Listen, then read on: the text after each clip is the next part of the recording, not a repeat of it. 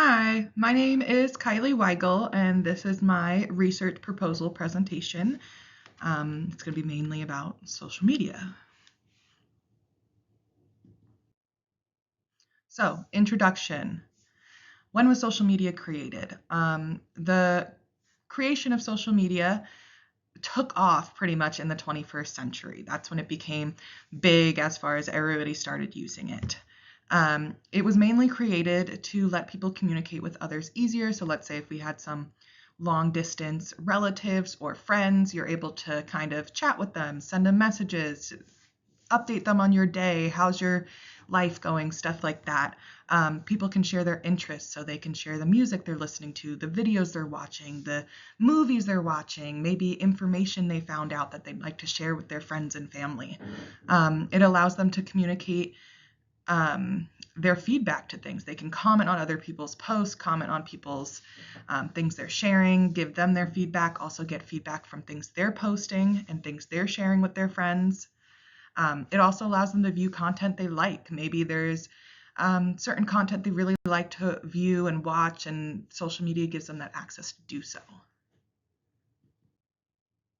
My research question is, if adolescents spend a significant amount of time on social media daily, then they will have more negative mood and behaviors associated with that social media use.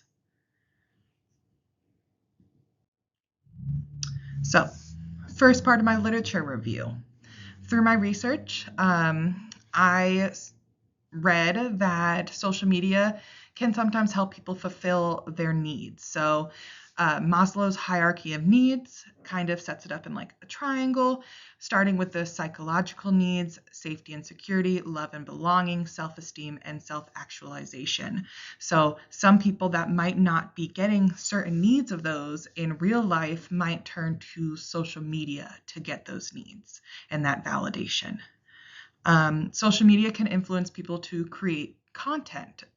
So 33.2% of people that created content on social media said that they did so because they felt influenced and pressured to do so. Um, Sometimes people that want to be perceived as popular will have a tendency to post more on social media in order to get a certain number of likes and comments and shares. And the more likes, comments, and shares they get, the more popular they're perceived to be. Um, Depending on the content being viewed on social media, it can create a negative behavioral tendencies and outcomes. So if people on social media are viewing a lot of negative and a lot of just really bad content, their views on life and their behaviors might turn to be a little more negative than they normally are, because that's what they're viewing and that's what they're looking at all the time. 8% of adolescent girls were found to engage in problematic social media use, which was causing serious physical and mental consequences. 70% of adolescents between the age of 11 and 16 years old use social media. That's a very big number. I was surprised by that number. Social media use in adolescence has been linked to poor academic performance, poor work performance, problematic family relationships, body image disturbances, increased eating and sleeping disorders, substance abuse, anxiety, and depression.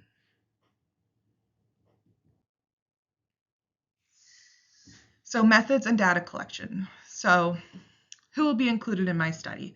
Children ages 10 to 17-year-olds are going to be included in my study. They will be recruited through the public school system. Permission from their parents will be asked before they participate in our survey that we're gonna hand out.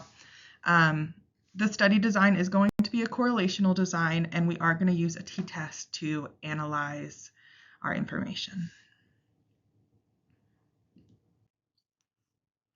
Okay, so hypothetical data presentation. So if our hypothesis is proved correct, then children will have more of a negative mood and outlook on life.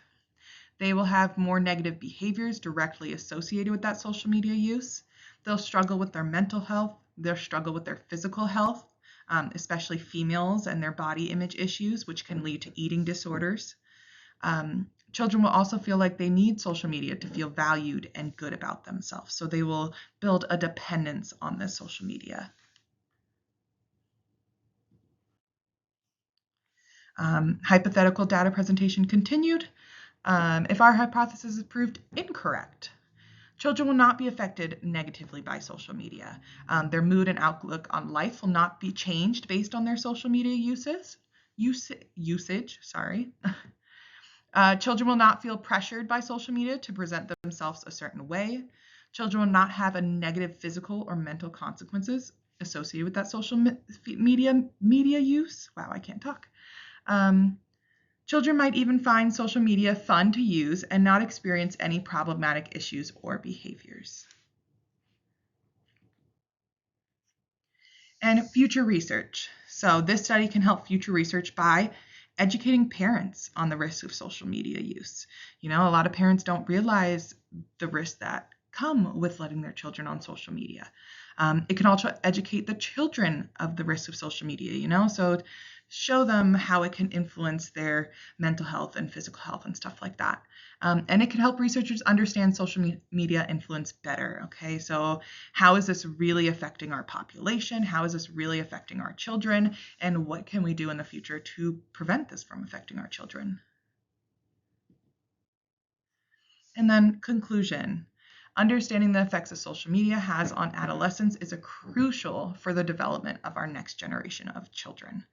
So now that social media is becoming more popular and 70% of adolescents are using social media right now, that number can go up, but it's important for us to understand what social media really does to the adolescent mind. That way, our next generation of children cannot be affected the same way. Children are very easily influenced. I had some teachers in my last classes call them little sponges. They just sponge and absorb everything. So they can fall victim to negative influences on social media because they are absorbing everything that they're seeing. They can dramatically affect children's mental and physical health. And social media has been linked to poor academic performance, poor work performance, problematic family relationships, body image disturbances, increased eating and sleeping disorders, substance use, anxiety, and depression. And I know I stated that in a previous slide. I just feel like that's very important for people to know, and very important for children and families and anybody to know how social media can influence them. These are my references. All right, and this is the end. Thank you so much for your time.